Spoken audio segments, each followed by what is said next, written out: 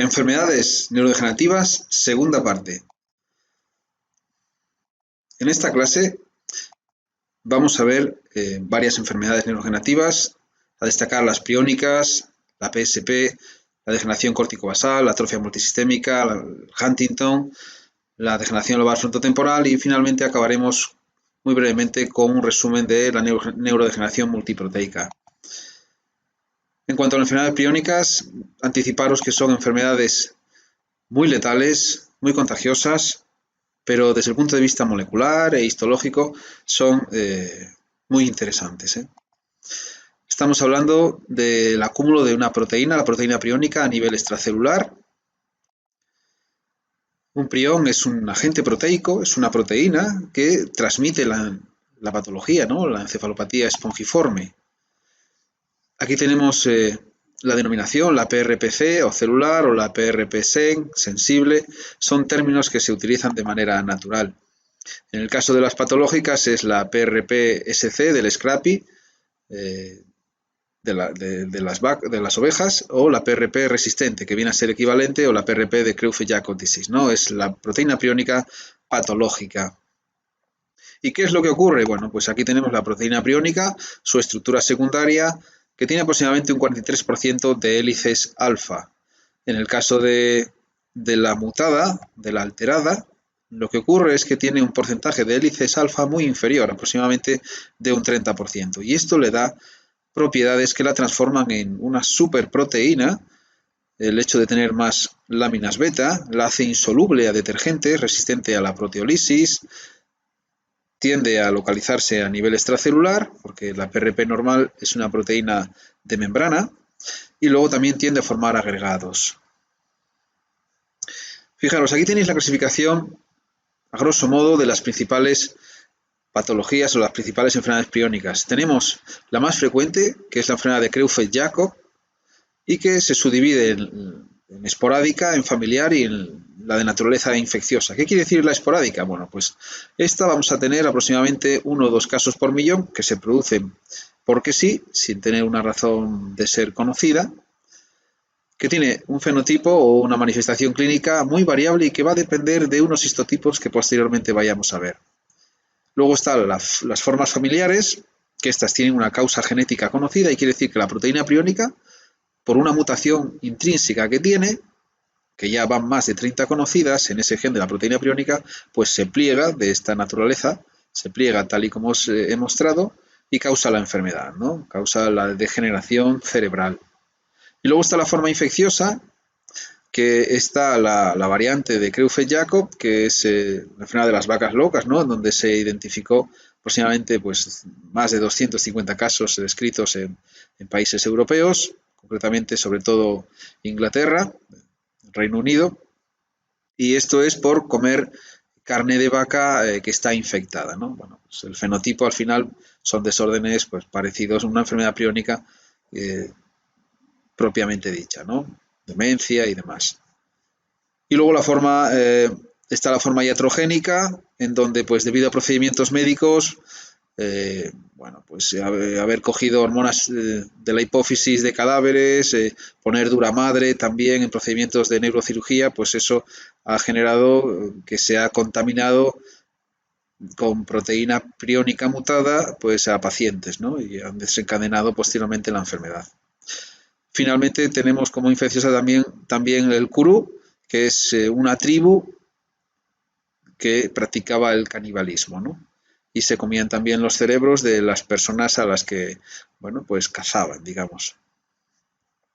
Otras formas de enfermedades priónicas está el insomnio familiar fatal, que es más concretamente o está más restringido a la zona del País Vasco, a Álava y sobre todo a Treviño, en el que el concejo de Treviño pertenece a Burgos, pero bueno, está dentro del territorio del País Vasco en Álava, ¿no? Y esta se debe a una mutación muy concreta del gen de la proteína priónica a nivel del codón 178, herencia autosómica dominante, y debuta con alteraciones del sueño, neuropsiquiátricas, y al final termina como demencia, ¿no? Y luego hay otros síndromes mucho más raros todavía en donde prácticamente ni se ven, ¿no? ¿Por qué es apasionante las enfermedades priónicas? Pues lo vais a ver. Esta proteína que tiene este plegamiento eh, tan, bueno, tan, tan típico, ¿no? Pues si lo digerimos con una proteinasa K, si digerimos una proteína normal con la proteinasa K, lo normal es que obtengamos aminoácidos, prácticamente bloques de aminoácidos. Pero si lo hacemos en esta proteína priónica, que como os digo es una superproteína, lo que obtenemos es bloques de aminoácidos, pero un fragmento resistente, que se llama PRP resistente. Y este fragmento puede estar glicosilado, doblemente glicosilado, monoglicosilado, o puede no estar glicosilado dentro de la misma enfermedad, ¿no? De tal manera que en los enfermos con enfermedades priónicas, si cogemos trozos de cerebro, de la zona habitualmente se coge de cerebelo, también de corteza, etcétera, y hacemos este paso con la proteinasa K y luego hacemos una electroforesis y un Western blot, lo que vamos a obtener es que esta proteína resistente, la glicosilada, va a pesar más, se va a mover menos, luego la monoglicosilada se va a mover un poco más y la no glicosilada se va a mover un poco más, ¿no? Vamos a tener las tres en la misma enfermedad y vamos a tener este patrón de 3 bandas habitualmente. Y luego, en función del codón 129 de esta proteína priónica, pues podemos tener metionina, valina o valina, ¿no? Puede ser homocigoto para uno o por otro o heterocigoto. En función de esto, vamos a tener diferentes fenotipos clínicos. Fijaros, también hay otras variantes que pueden pesar un poquito menos, ¿no? Porque se mueven más. Y luego, en el caso de la enfermedad de las vacas locas, lo que ocurre es que este fragmento resistente, el que está monoglicosilado, pesa menos que el que está diglicosilado pesa menos que el que está monoglicosilado. Y este es el patrón de bandas que solemos tener. Vamos a ver un ejemplo práctico que nos va a facilitar la comprensión, ¿no? Estas son las diferentes formas de proteína priónica patológica según estos dos parámetros que al final nos van a dar lugar, pues, esos fenotipos clínicos y, por supuesto, a diferentes histotipos histológicos, a histotipos morfológicos que vamos a ver al microscopio nosotros. Vamos a ir viéndolo poco a poco. Este es un caso, es típico del VV2, y aquí tenemos la banda diglicosilada, la banda monoglicosilada y la banda no glicosilada, con los pesos concretos. Y estas son las zonas: el tálamo, la circunvolución frontal, la circunvolución temporal, el estriado, cerebelo, tálamo, ¿ve? Está prácticamente todo afectado de este cerebro, ¿no? Aquí tenemos otro ejemplo. Este es un caso de una MM2A. Y bueno, pues vemos la diglicosilada, la monoglicosilada y la no glicosilada de este caso. Curiosamente también tenemos otras zonas. El tálamo, pues no tenemos proteína priónica aquí, o bien porque se ha degradado por completo, o bien porque esa zona pues no estaba afectada. Y luego, en determinadas ocasiones, se ha visto ya en los últimos años que hay variantes de proteína que son PRP sensibles. Cuando los pasamos por la proteinasa K, pues dejan un fragmento muy pequeño que corre hasta el final, y que esto también, pues al final, da otro fenotipo clínico a los pacientes, ¿no? Y en el cerebro también vemos otras alteraciones diferentes. Es decir, que la enfermedad priónica engloba a un montón de variantes, tanto clínicas, con un fenotipo clínico particular, como con un histotipo morfológico a nivel del tejido muy particular. Y esto lo vamos a ver. A nivel macroscópico, lo más habitual en un enfermo que muere por una enfermedad priónica es que el cerebro prácticamente macroscópicamente no llame mucho la atención. Existen casos en donde, raras veces, el cerebro tiene muchísima atrofia, muchísima pérdida de masa encefálica, ¿no? Y lo que sí suele haber es una atrofia cerebelosa, muy habitual, ¿no? A nivel radiológico, actualmente la resonancia magnética ayuda muchísimo al diagnóstico de sospecha de una enfermedad priónica, aunque como sabéis el diagnóstico de confirmación definitivo se hace por la autopsia y estudio neuropatológico. ¿Cuál es la característica? Pues la característica típica de la resonancia es ver estas hiperintensidades a nivel del neocortes, a nivel de los ganglios de la base o a nivel del cerebelo. Fijaros qué hiperintensidades más típicas. Bueno, pues esto hay que sospechar que puede ser una enfermedad priónica. A nivel histológico, lo que vamos a ver es una espongiosis, de ahí que se llama una encefalopatía espongiótica, afectación de la sustancia gris cortical, ganglios de la base, cerebelo. Bueno, lo que va a haber es pérdida neuronal, espongiosis y gliosis, activación de la glía. La sustancia blanca también muestra glía, ¿no? La glía activada. Esta es la circunvolución temporal superior, esta es la media, aquí vemos el hipocampo, circunvolución parahipocampal y la temporal inferior. Bueno, están afectadas, ¿no? Los depósitos de proteína priónica con inmunistoquímica, pues también son positivos, ¿no? Hay un depósito sináptico y aquí un depósito granular. Son extracelulares. Aquí tenemos otro ejemplo, afectación del cerebelo, a nivel de la capa molecular, la capa de células de Purkinje, la capa granular y la sustancia blanca. Esta es la estructura, la arquitectura del cerebelo y vemos esta espongiosis típica de esta enfermedad priónica, ¿no? Y los depósitos de PRP en forma granular y sináptico. Es muy importante identificar el tipo de depósito de PRP y también el tipo de vacuola. Hay vacuolas pequeñas, vacuolas medianas, vacuolas grandes y confluentes. Luego también hay placas floridas que tienen vacuolas alrededor. Y en cuanto al patrón de depósito de la proteína priónica, a nivel inmunistoquímico tenemos diferentes patrones. Por ejemplo, el patrón sináptico es un patrón así de fondo. El patrón granular, pues con granos. Placas, formación de placas pequeñas. Un patrón perivacuolar. Y luego también vemos placas grandes, gruesas, tipo curú en el cerebelo se llama. ¿Por qué es importante identificar estas dos características? Porque, fijaros, en función del depósito de esa proteína priónica a nivel inmunistoquímico, pues si tiene un patrón sináptico y además tiene vacuolas pequeñas, y además esa lesión es a nivel de la corteza, ganglios de la base y cerebelo, y el hipocampo no suele estar afectado, si yo veo eso a nivel microscópico, puedo inferir que esa proteína priónica afectada que está causando esa enfermedad priónica es de un histotipo MM1-MV1. De tal manera que si hago el estudio molecular de esa proteína, veo cómo corre en el gel hasta los tamaños concretos que debe de hacerlo para un MM1-MV1, ¿no? De tal manera que así, combinando los diferentes patrones de depósito, de vacuolas y de afectación del cerebro en diferentes zonas, podemos tener un histotipo diferente y esto se asocia con un fenotipo diferente o muy particular, ¿no? Por supuesto, hay formas mixtas y formas atípicas.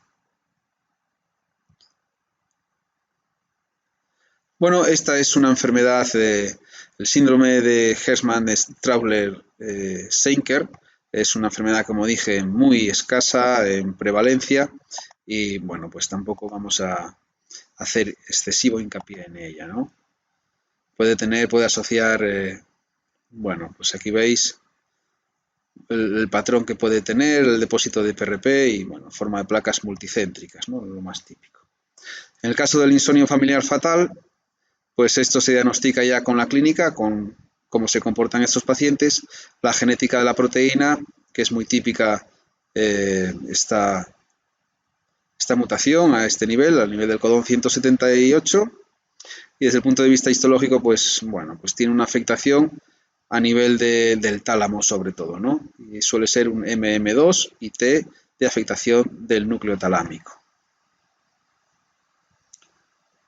En el caso de las variantes, de la variante de Creutzfeldt-Jakob, esa enfermedad producida al comer restos, o bueno, al comer comida de vacas que estaba infectadas.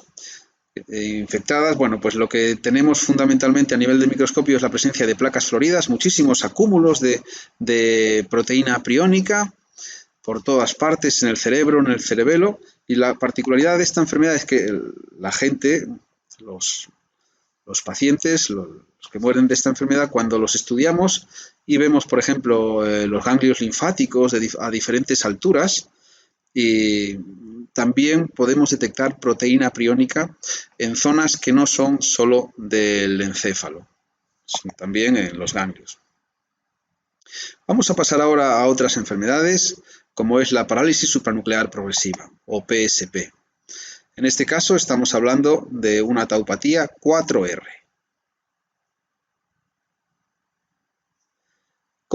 ¿Por qué se caracteriza esta enfermedad? Bueno, fundamentalmente se caracteriza por una atrofia del cerebro reptiliano, del cerebro inferior, de la zona del tronco del encéfalo.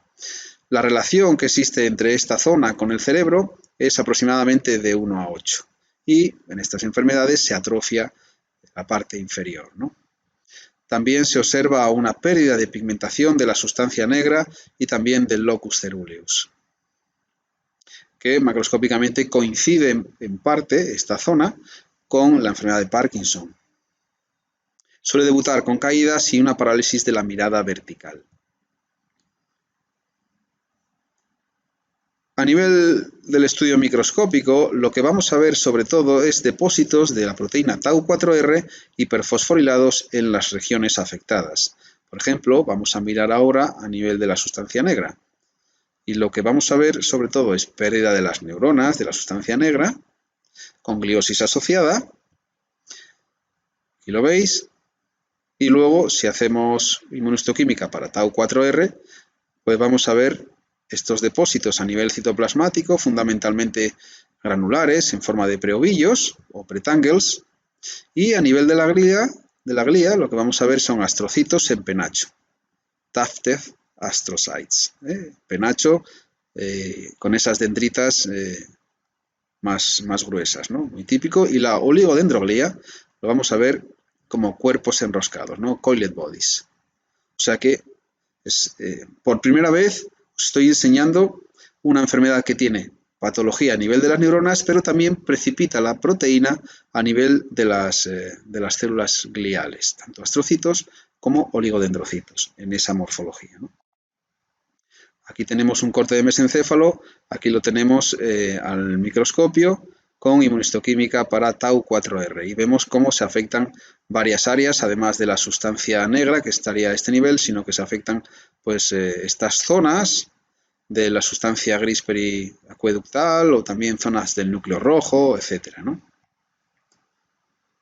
Tau4R a nivel del locus ceruleus, positividades en las neuronas y en las zonas del neurópilo, también en los núcleos del puente, también a nivel de la oliva vulvar y, por ejemplo, a nivel del cerebelo también vemos positividades. Aquí vemos los astrocitos un poco en penacho y algunos coiled bodies de los oligodendrocitos. Degeneración córtico-basal. Esta es una taupatía, también 4R, que la tenemos. Muy característica la macroscopía, normalmente la atrofia es en zonas frontoparietales, perirrolándicas a nivel de esta zona perirolándica. Degeneración córtico-basal, por lo tanto vamos a ver una alteración a nivel de la corteza y también de los ganglios de la base, con atrofia. Y vemos también una degeneración muy típica es a nivel de la zona más anterior, de la cápsula blanca interna y la cabeza del caudado, ¿no? Y un poco el tálamo también. Se puede apreciar un poco pérdida de pigmentación a nivel de la sustancia negra sin mostrar alteraciones en locus ceruleus. Clínicamente esta enfermedad cursa en un porcentaje de veces con lo que es la mano alienígena, en donde los enfermos no son capaces o piensan que uno de sus miembros pues no es parte de su cuerpo, ¿no? Lo que vamos a ver son depósitos de Tau4R hiperfosforilados pues a nivel de las neuronas y también a nivel de la glía, ¿no? Astrocitos y oligodendrocitos. Vamos a ver con hematoxilina osina, este es a nivel del córtex, gliosis y pérdida neuronal. Y las neuronas característicamente van a ser balonadas en ciertas zonas o lo que se llaman displásicas. Esto se puede poner de manifiesto con una inmunohistoquímica para alfa-beta cristalina. Vamos a ver aquí tau 4R, pues en forma fundamentalmente de preovillos en las neuronas. Y a nivel de la glía, los astrocitos, vamos a ver esta morfología que se llaman placas astrocitarias. No va a ser astrocitos en penachos, sino placas astrocitarias. Y a nivel de los oligodendrocitos, vamos a ver los coiled bodies o cuerpos enroscados. Pasamos ahora a la atrofia multisistémica. En este caso es una alfa-sinucleinopatía, está a este nivel. Y la afectación es fundamentalmente de células gliales. Ya lo veremos. A nivel macroscópico lo que se observa es una atrofia muy dirigida hacia la zona del estriado, troncoencéfalo y cerebelo, hacia esta región.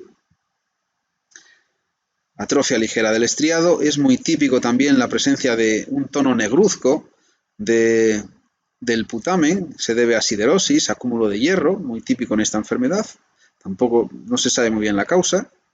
Se ve atrofia del mesencéfalo con despigmentación de la sustancia negra, atrofia del puente o protuberancia, del bulbo, fundamentalmente de la oliva vulvar, que está a este nivel, y del cerebelo.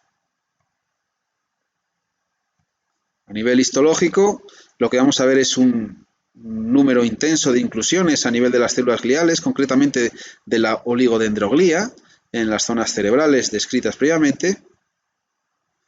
También se pierde, digamos, la alteración a nivel de la sustancia negra, locus ceruleus, también puede haber esa despigmentación en esas zonas.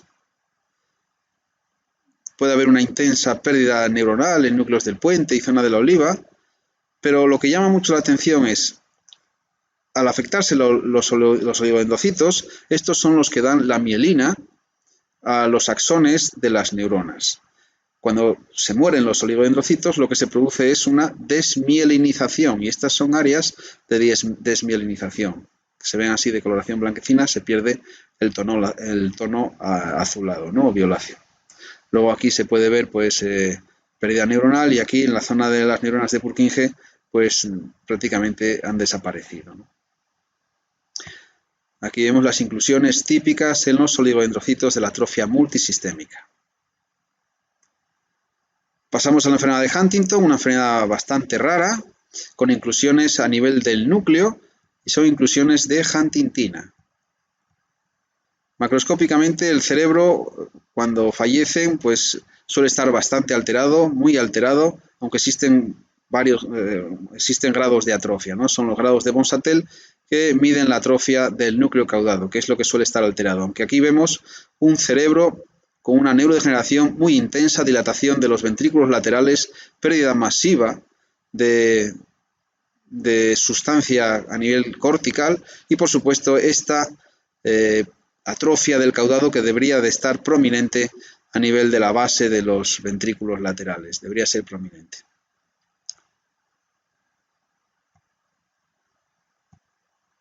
Bueno, en la fase final se acompaña con atrofia generalizada del cerebro y el peso pues es bastante menor de lo normal. Aquí vemos el núcleo caudado a nivel microscópico, esta es la cápsula blanca interna. Bueno, esto es zona de rarefacción, de gliosis y pérdida neuronal a ese nivel. Lo vemos. Mucha gliosis. Y los depósitos que vamos a ver si hacemos una inmunohistoquímica para la huntingtina, pues es neuronas con depósitos intranucleares de huntingtina, a nivel de las neuronas del caudado y en el resto también de zonas afectadas. Pasamos a la degeneración lobar frontotemporal. Es una enfermedad muy compleja, una enfermedad en donde los grupos de investigación siguen avanzando por caracterizarla cada vez más y más y mejor, ¿no? Como veis, la degeneración lobar frontotemporal, la misma palabra lo dice, degenera el lóbulo frontal y temporal, y lo puede hacer por depósitos de proteína tau, 3R, 4R o 3R o 4R.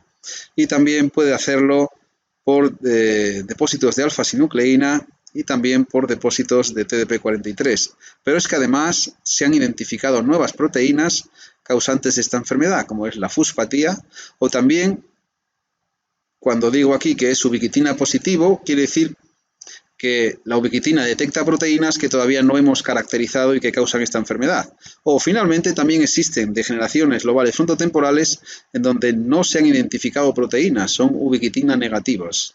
Estas, pues bueno, hay que seguir estudiando a ver por qué se producen, ¿no? Vamos a profundizar en esta enfermedad. Deciros que el descubrimiento del depósito de FUS y de alfa-sinucleína pues son muy recientes, bastante recientes. Que el acúmulo de tau, como os digo, puede ser de 3R y 4R y por frecuencia, pues la mitad de los casos suele ser por acúmulo de tau y casi la otra mitad por TDP43. FUS suele ser un 5%, que sean solo ubiquitina positivos, pues es menos del 1%, y aquellos casos que no tienen inclusiones, pues también son muy raros, pero se ven. ¿Cómo es el cerebro en esta enfermedad? Pues muy atrófico. La verdad es que es muy atrófico a nivel frontotemporal. Hay una gran pérdida de masa encefálica. La atrofia es muy marcada y a veces es difícil reconocer estructuras, pero aquí es característico la asimetría entre un hemisferio u otro. A veces uno está mucho más atrófico que el otro, ¿no? Y hay una gran atrofia también de la sustancia blanca, puesto que esta enfermedad también afecta a las células gliales, en su mayor parte. Aquí vemos pues dilatación de los ventrículos laterales. El peso mucho menor de lo normal. Vamos a empezar por la más frecuente, que es la degeneración lobar frontotemporal con depósitos de tau positivos. En este caso, pues veremos depósitos de tau en neuronas y en la glía, tanto astrocitos como oligodendrocitos, muerte neuronal y gliosis, ¿no? Bueno, aquí vemos, por ejemplo, una sección a nivel del neocorte, sustancia gris, todo esto, sustancia blanca, todo esto. Está muy rarefacta, muy patológica, hay gliosis y pérdida neuronal y en ambos niveles. Aquí hay gliosis y aquí gliosis y pérdida neuronal, porque es la sustancia gris donde solo hay neuronas, en la sustancia blanca lógicamente no hay neuronas, ¿no? Si no sería heterotopía neuronal. Las neuronas pues van a tener esta morfología cuando hacemos la inmunohistoquímica para tau hiperfosforilada. Vamos a ver neuronas con preovillos, depósitos granulares, y la glía pues vamos a tener astrocitos en penacho y cuerpos enroscados, coiled bodies, por toda la corteza frontal, a nivel frontotemporal. Esto sería parecido a la PSP, pero en este caso a nivel frontotemporal, donde están las zonas afectadas, ¿no?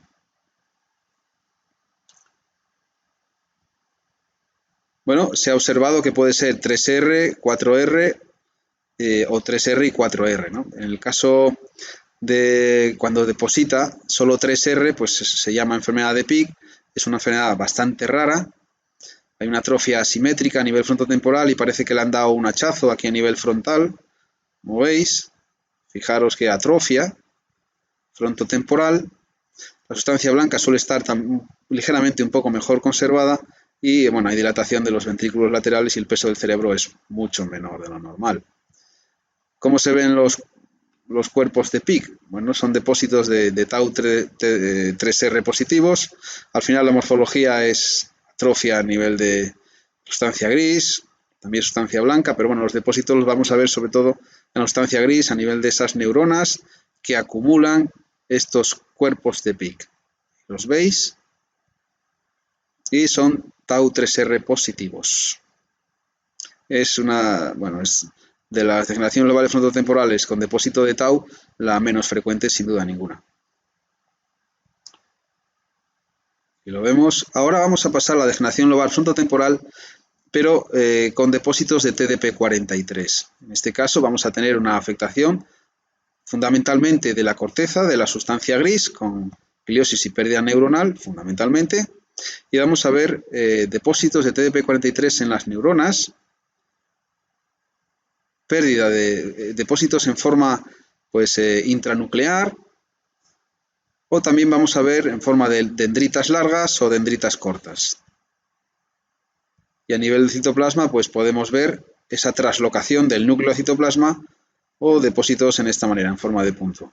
Aquí os especifico que la expresión normal de TDP43 es en el núcleo de todas las células y la expresión patológica es cuando se trasloca al citoplasma, aunque también podemos ver expresión aberrante en forma de puntitos intranucleares, como hemos visto aquí, ¿no? ¿Por qué es interesante esta degeneración lobar frontotemporal? Bueno, porque se ha visto que en función de lo que vemos nosotros al microscopio, pues se ha asociado también con diferente comportamiento clínico y también con diferente penetrancia a nivel de heredabilidad, ¿no? Se ha clasificado en 4 tipos, la tipo A, B, C y D, en función de estos hallazgos. Por ejemplo, la tipo A es cuando vemos dendritas cortas, depósitos de TDP43 en forma de dendritas cortas o a nivel del citoplasma de las neuronas en las capas más superficiales de la corteza frontotemporal, ¿no? Bueno, esto se asocia, no hay afectación del hipocampo, se asocia con un 50% con historia familiar de antecedentes, puede asociarse o se asocia también con la ELA, y esta es, bueno, pues tiene alteración del comportamiento y a veces una afasia no fluente progresiva, ¿no? Esto más bien para los neurólogos.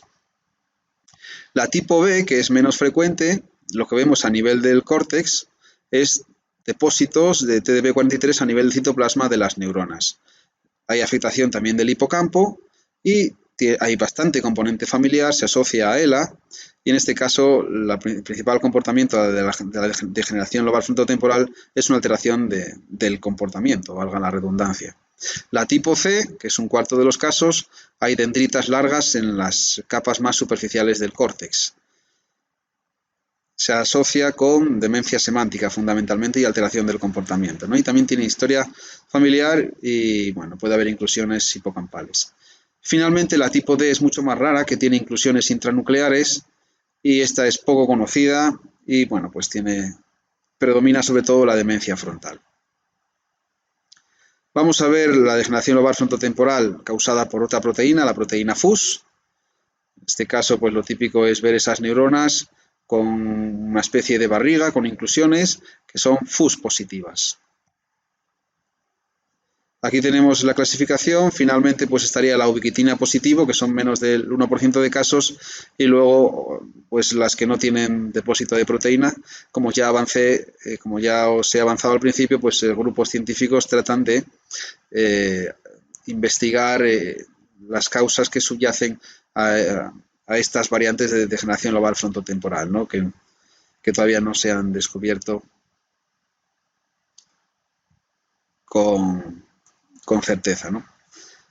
Bueno, finalmente deciros que la neurodegeneración, que cuando vemos un cerebro al microscopio, no es el depósito proteico no es tan puro como os he explicado, sino que muchas veces coexisten las proteínas que se precipitan en el cerebro. Por ejemplo, aquí tenemos un caso que hemos publicado hace unos años, en donde era una enfermedad de Creutzfeldt-Jakob que además acumulaba depósitos de alfa-sinucleína en forma de enfermedad por cuerpos de Levy y también pues tenía características de enfermedad de Alzheimer con depósitos de tau hiperfosforilados 3R y 4R y también con depósitos de beta-amiloide. Pero sin duda ninguna la enfermedad por la que murió este paciente fue una enfermedad priónica. Lo que pasa es que cuando miramos el cerebro y miramos con inmunistoquímica y con detalle la histología del mismo, pues identificamos que también hay otras proteínas que precipitan, ¿no?